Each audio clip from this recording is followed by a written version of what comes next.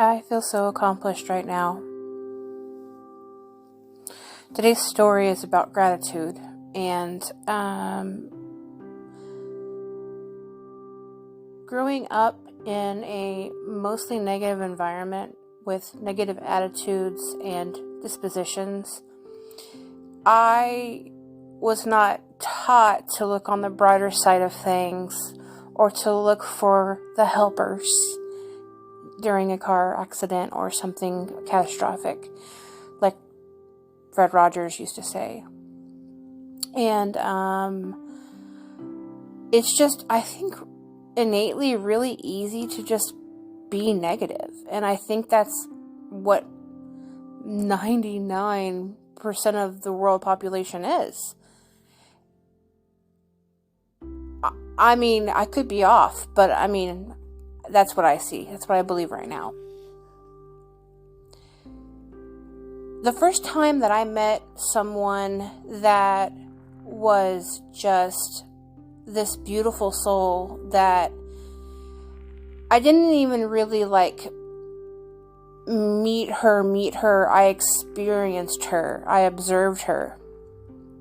I was visiting a relative up north, and I was probably 16 or 17,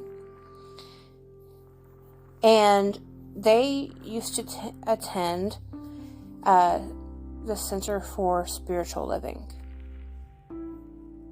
which absolutely, that is an awesome place, and it's not as common, or it's harder to find places like that, but it's essentially like a church, but it's not a church because they're not one specific religion. So walked inside with a couple of my relatives that live in the region on a Sunday morning, and this woman, people could describe her, she looks kind of like a hippie.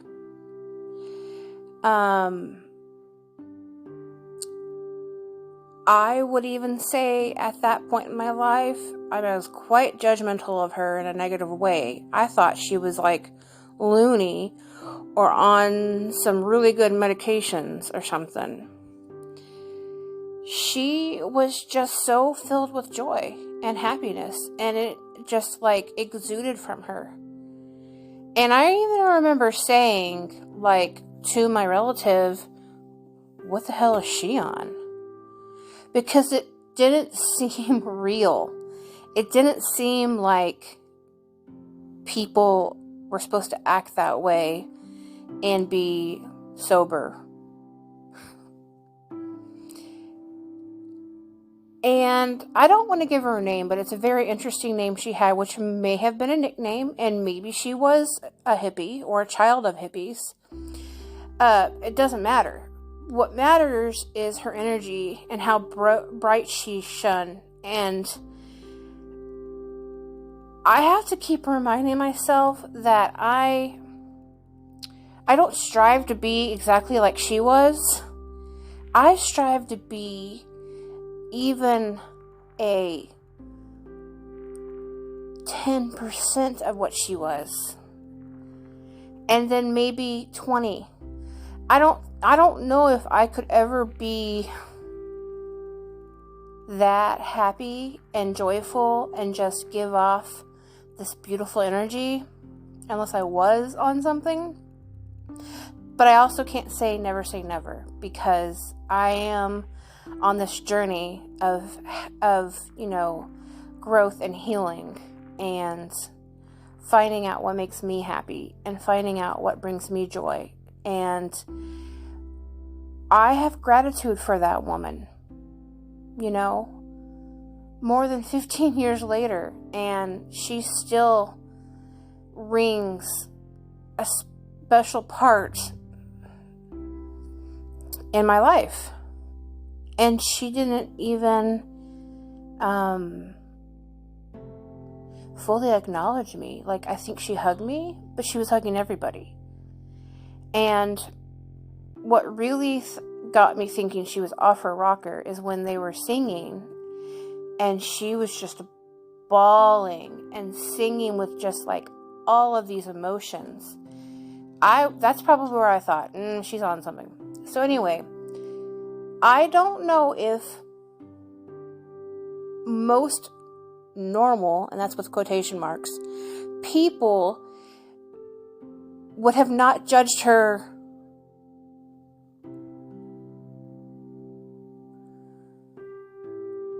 how do I say it? I'm pretty sure everybody would have judged her, except for the people that actually knew her at that location and that were in her life.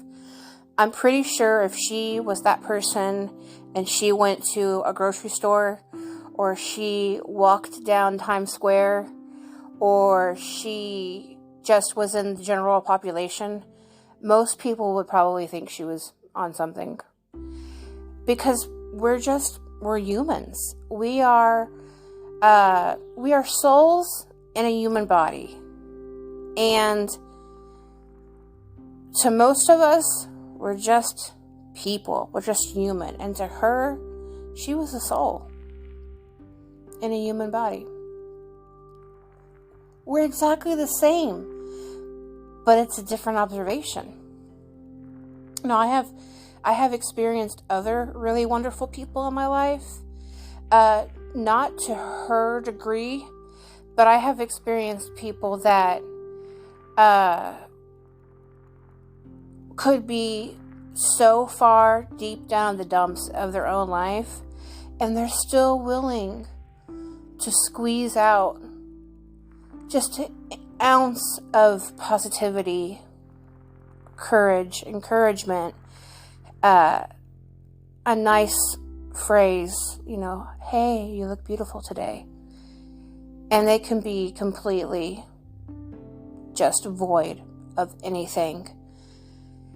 And those people, I would like to say I'm one of those people, and I'm working towards becoming an even better one of those people.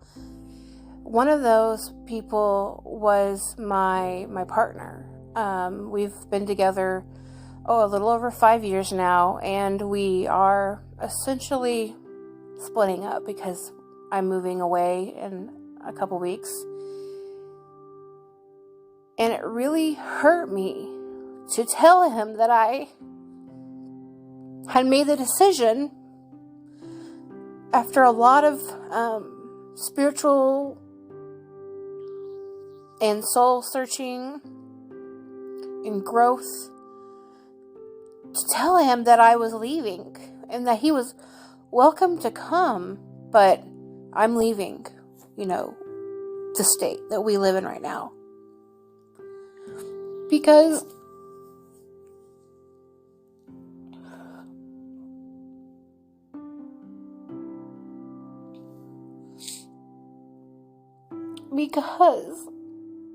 he was the first person. He was the first person in my life that never really gave up on me, even when I was being so terrible and argumentative and confused. He saw the good in me, and he saw the beauty in me. He sees it.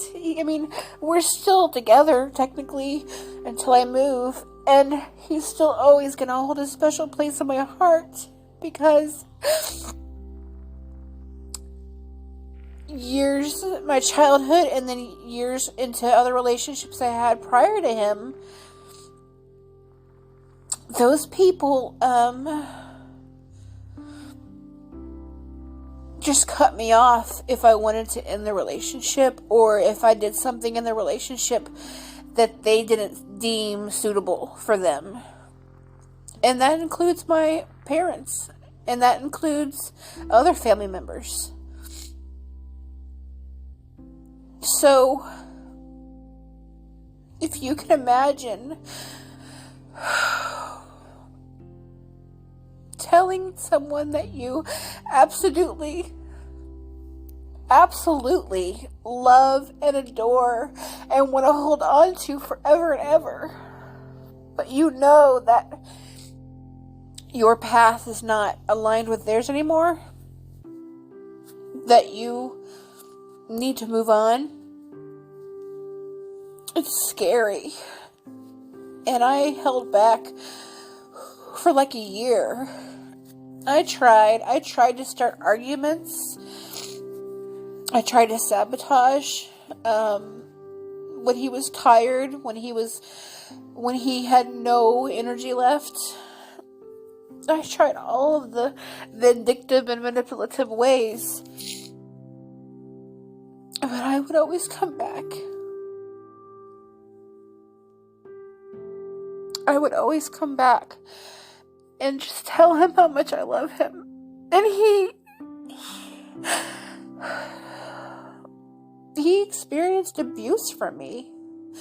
Emotional and mental and verbal abuse. And he gave me some back, but it was in defense of me being a screwed up mess. When he was a screwed up mess, we all are. Just varying degrees. And so I give him gratitude, and I always will, because I remember the days where he knew that I needed to do something to feed my inner child, and he would deliver. He would even push when I would try to be stubborn and try to think logically and try to push that, need down. I didn't get to have, the typical childhood. I was like a little adult. And that's how I was treated. And it wasn't a good treatment as a little adult. So yeah, here I am now, starting to do things that I feel passionate about, and starting to, be messy and artistic, because that's what I was when I was a kid, until I was told, no, it has to be neat and orderly. You have to be able to put it in the closet or the cabinet and shut the door so people can't see your mess. I have bouts of OCD because I was essentially trained to be that way. But I also stopped caring about if there was a mess or, and that was one thing that he also tolerated. He didn't care for it a lot, but I had stuff all over the place sometimes, and if it really bothered him, he would say something, or he would just take care of it himself. But he also has his own warts of having a lot of stuff that he deems a hobby or, a collectible or something. So anyway, yeah. Those are two really important people in my life, and I wish I had gotten to know the first one. And I don't know, maybe I could find her online, but I don't know. She was older, so I don't even know if she's alive anymore. But the other one I got to know, and I hope that we continue to have a relationship, a friendship,